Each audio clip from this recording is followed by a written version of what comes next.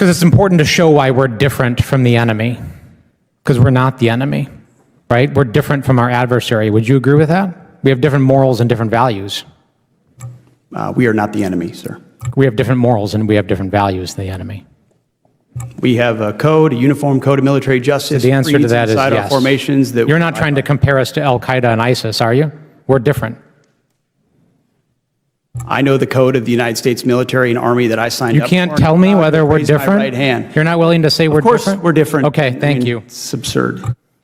What we just heard is nothing compared to what came next. The air in the room thickened as Congressman Jason Crow locked eyes with Secretary Pete Hegseth. This wasn't a casual line of questioning. It was a direct challenge to Hegseth's intentions and credibility, the kind that makes even seasoned officials shift in their seats.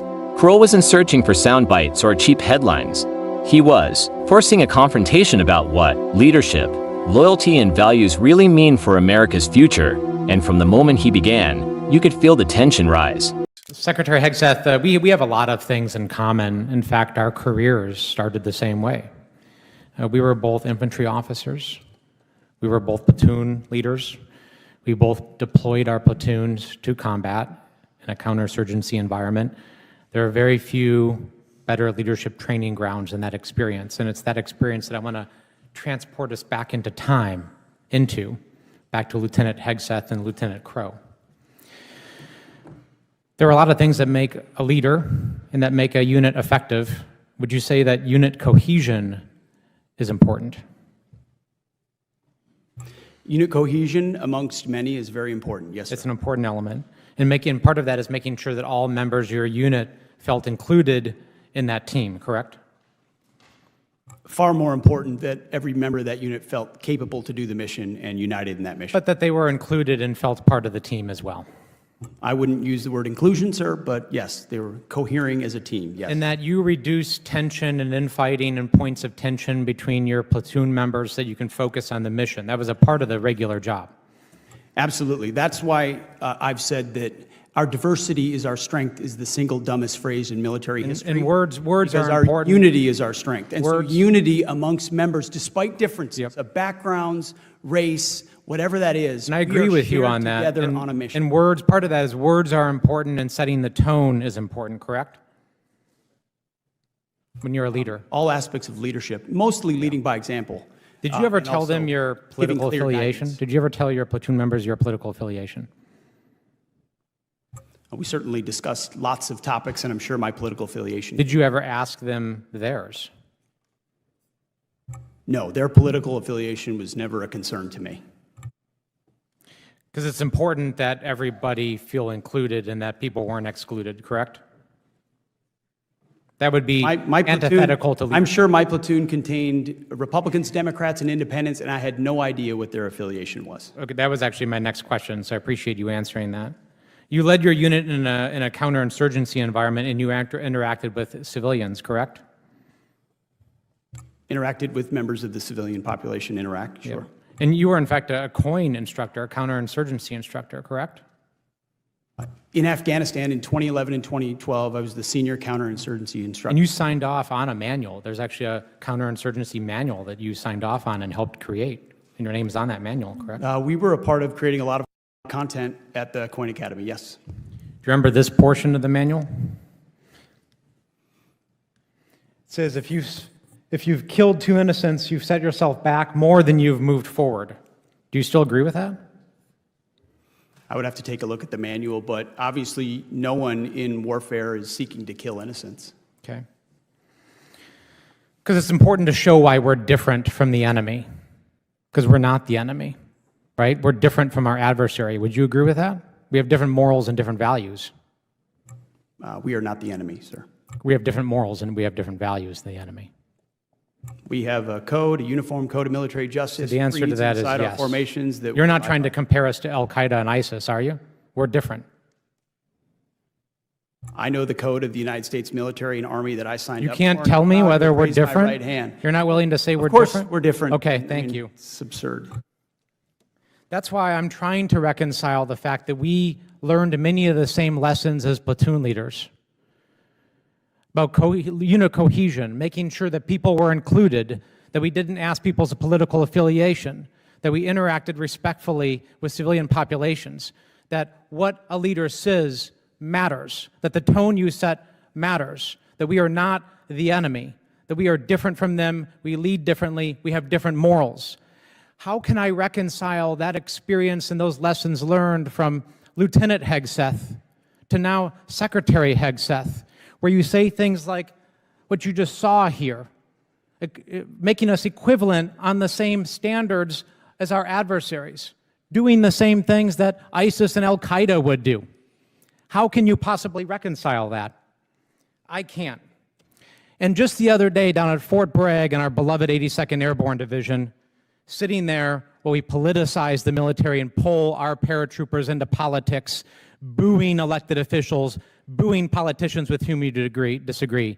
It's antithetical to our values, and you, sir, have changed. Time's expired. What we just witnessed wasn't a simple exchange in a hearing room. It was a reckoning. Jason Crow wasn't just asking questions, he was holding up a mirror to America itself. He wasn't searching for a soundbite or setting a political trap.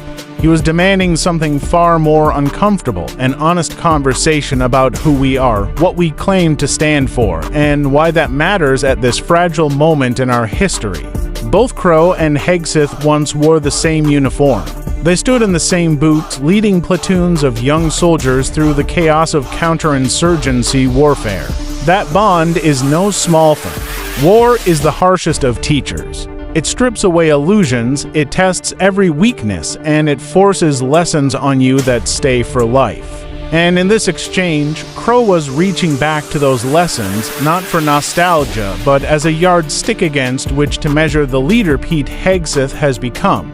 Crow reminded Hegseth of what they both knew in their bones as lieutenants in the infantry. A platoon doesn't survive on firepower alone. It survives because of something harder to measure but more vital: cohesion. Unit cohesion isn't a buzzword.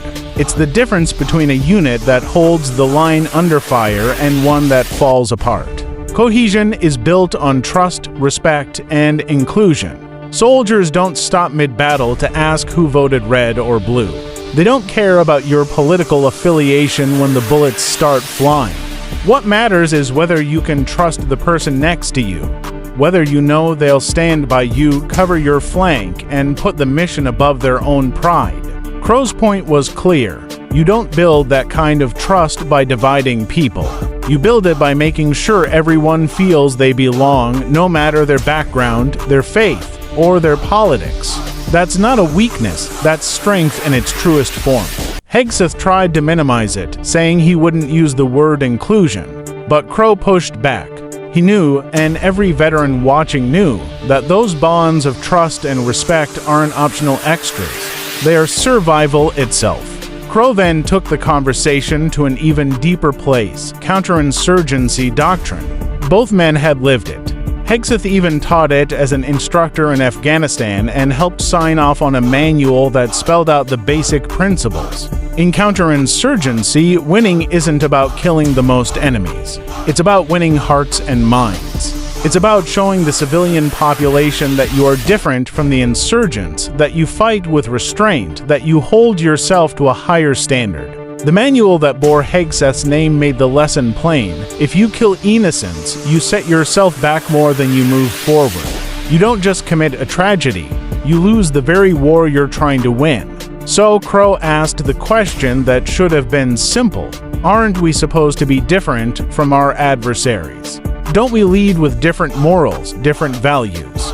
That's when the tension broke through. Hegseth hesitated. He dodged. He stumbled over what should have been the easiest answer of the day. Yes, we are different. Instead of clarity, he offered hedges. Instead of conviction, he offered discomfort. And that hesitation said more than any speech could. Because when leaders start blurring that moral line, when they start acting like winning at any cost justifies anything, America risks becoming indistinguishable from the very enemies it condemns. And that, Crow suggested, is the ultimate betrayal, not of politics, but of the soldiers who fought and died believing their country stood for something higher. Crow's frustration wasn't personal, it was generational. How do you reconcile the lieutenant who once understood these truths with the political figure now willing to abandon them? How do you square the leader who once signed off on manuals teaching restraint with the public figure who now indulges rhetoric that undermines restraint? The answer: Crow suggested, is simple. You can't. And that impossibility is exactly why his voice mattered so much in that room. Because this wasn't just about Pete Hegseth. This was about the soul of American leadership itself. Crow's exchange with Hegseth forces us to grapple with the question, what makes America strong? Is it tanks, jets, and numbers on a spreadsheet? Or is it the values we claim to embody, values like fairness, restraint, accountability, and the belief that even in war, there are lines we will not cross? History offers the answer. When America remembers its values, it wins allies, builds credibility, and strengthens democracy. But when it forgets those values, when it lets fear or cynicism drive policy, it loses not only wars abroad, but trust at home. Vietnam taught us that. Iraq and Afghanistan reinforced it. Hearts and minds matter. Morality matters. Without them, the strongest military in the world cannot deliver true victory. That's why Crow's questioning carried so much weight. He was reminding the country that strength without values isn't strength at all. It's brutality, and brutality corrodes from within. Hegseth's discomfort under questioning revealed more than his own contradictions. It revealed a larger danger, cynicism, the belief that values are just slogans, that leadership is just rhetoric, that winning excuses anything. Cynicism is tempting because it's easy. It promises quick fixes and simple answers, but it eats away at the moral foundation that makes a democracy worth defending. Crow was sounding the alarm. If we abandon that foundation, then what are we fighting for? If America becomes just another power willing to blur lines and justify anything, then we betray not only our soldiers but our own reflection in the mirror. That's why this exchange transcended the witness table. Crow wasn't just challenging Hegseth, he was challenging all of us. Leadership isn't about slogans. It isn't about stoking division or scoring points. It's about living the values you claim to defend, even when it's hard, even when it costs you politically. Those values, cohesion, trust, restraint, respect, are what separate a democracy from the forces that threaten it. They're what turn a platoon into a family and a nation into a beacon. They're what give meaning to sacrifice. So, when Crow pressed Hegseth, the deeper message was clear. This is about more than one official, more than one hearing, more than one moment. This is about the future of American leadership. Will we be a country that remembers the lessons of war, that strength is nothing without values? Or will we forget, chasing short-term gain while losing the very thing that makes us worth defending? Jason Crow's questioning wasn't just about exposing contradictions. It was about reminding us of a truth too easily lost in the noise of politics. America's strength comes not from being like its enemies, but from refusing to become them.